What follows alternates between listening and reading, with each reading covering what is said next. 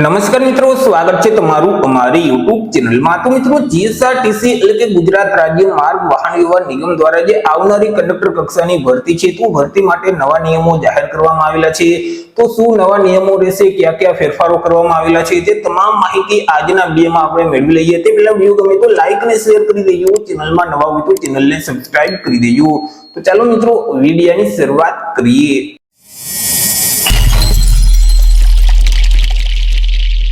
તો મિત્રો, આજે ઠરાવ છે તે જીએસઆરટીસી એટલે કે ગુજરાત રાજ્ય માર્ગ વાહન વ્યવહારનું જે વહીવટી ખાતું છે તેના દ્વારા 30/4/2026 ના રોજ આ ઠરાવ બહાર પાડવામાં આવ્યું છે। એ જીએસઆરટીસી દ્વારા જે ડ્રાઈવર, કંડક્ટર અને હેલ્પર કક્ષાની જે સીધી ભરતી કરવામાં આવી છે, તો તે ભરતીના જે નિયમો છે તે નિયમમાં સુધારો કરવા બાબતનો કંઈક ઠરાવ જાહેર કરવામાં આવ્યું છે। તો આપણે વિગતવાર માહિતી મેળવીએ તો કે નિગમમાં ડ્રાઈવર, કંડક્ટર અને હેલ્પર કક્ષાની જે ભરતી છે, તો ભરતી માટે સંદર્ભમાં દર્શાવેલ સામાન્ય સ્થાયી હુકમની વિવિધ જોગવાઈઓ નિયત કરવામાં આવેલી છે।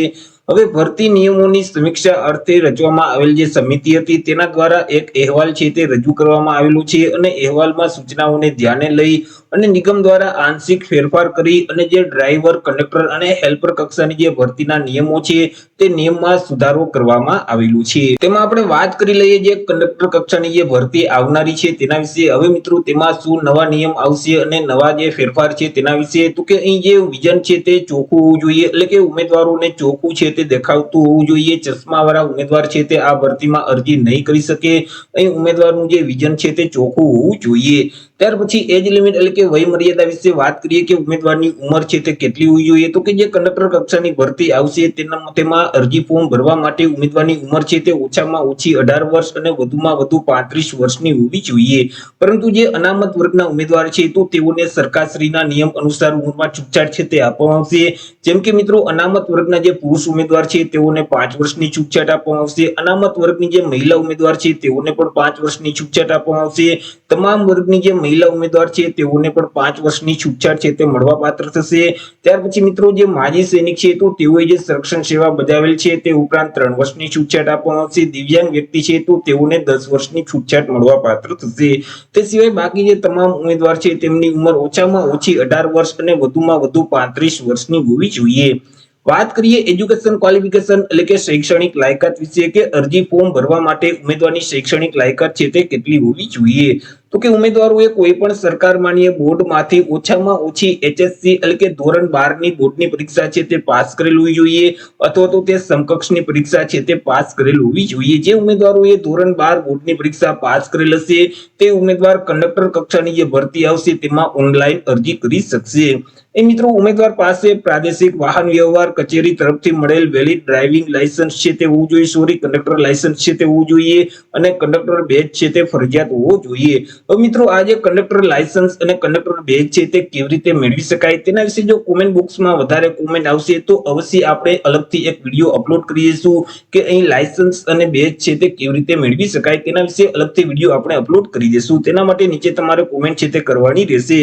ત્યાર પછી હવે વાત કરી લઈએ મેરિટ વિશે કે અહીં ઉમેદવારનું જે સિલેક્શન કરવામાં આવશે તો તેમાં જે મેરિટ યાદી તૈયાર કરવામાં આવશે તે કેવી રીતે કરવામાં આવશે। તો કે મિત્રો, અગાઉ શું હતું તો કે અગાઉ મિત્રો એવું હતું કે જેટલા ઉમેદવાર અરજી ફોર્મ ભરે છે તેનું એક શૈક્ષણિક લાયકાતના આધારે એક મેરિટ લિસ્ટ તૈયાર કરવામાં આવતું હતું અને તેના આધારે ઉમેદવારને લેખિત પરીક્ષા માટે બોલાવવામાં આવતા હતા। બધા ઉમેદવારોને લેખિત પરીક્ષા આપવા દેવામાં નહોતી આવતી।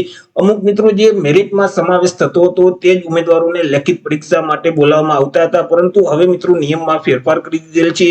એ મિત્રો, જે OMR આધારિત લેખિત પરીક્ષા લેવામાં આવશે તેમાં અરજી ફોર્મ ભરનાર તમામ ઉમેદવારને હવે મિત્રો અહીં OMR આધારિત લેખિત પરીક્ષા માટે બોલાવવામાં આવશે। એટલે કે ફોર્મ ભરનાર તમામ ઉમેદવાર હવે લેખિત પરીક્ષા છે તે આપી શકશે।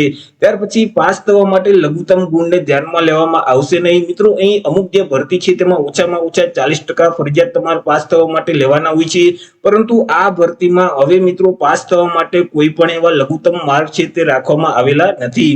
ત્યાર પછી દસ્તાવેજની ચકાસણી વિશે વાત કરીએ તો કે જે OMR આધારિત લેખિત પરીક્ષા લેવામાં આવશે તેમાં જે મેળવેલ મહત્તમ ગુણના આધારે જાહેરાતમાં જે દર્શાવેલ અનામત અને બિન અનામતની જે જગ્યાઓ છે તેને ધ્યાને લઈ અને મહત્તમ વેઇટેજ ગુણને આધારે એક મેરિટ યાદી તૈયાર કરવામાં આવશે અને જગ્યાના 1.5 ગણા ઉમેદવારોને દસ્તાવેજની ચકાસણી માટે બોલાવવામાં આવશે। જો પૂરતા ઉમેદવાર ન મળે તો જરૂરિયાત મુજબ વધુ ઉમેદવારોને પણ દસ્તાવેજની ચકાસણી માટે બોલાવવામાં આવશે।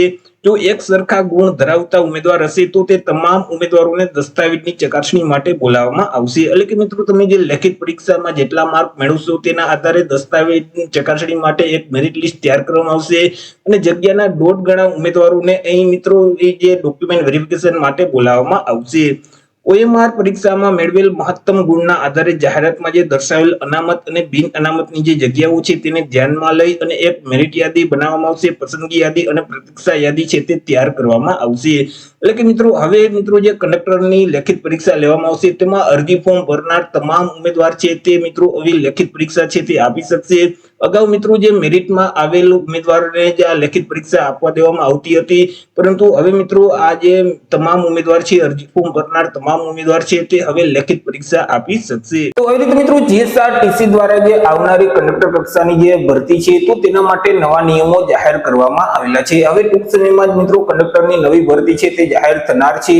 તો આશા રાખું છું વિડીયો પસંદ પડ્યો હશે. વિડીયો પસંદ પડ્યો તો લાઈક અને શેર કરી દેજો. ચેનલમાં નવા હોય તો ચેનલને સબસ્ક્રાઇબ કરી દેજો. ફરી મળીશું એક નવા ટોપિક સાથે એક નવા જ વિડીયોમાં. ત્યાં સુધી જય હિન્દ, વંદે માતરમ.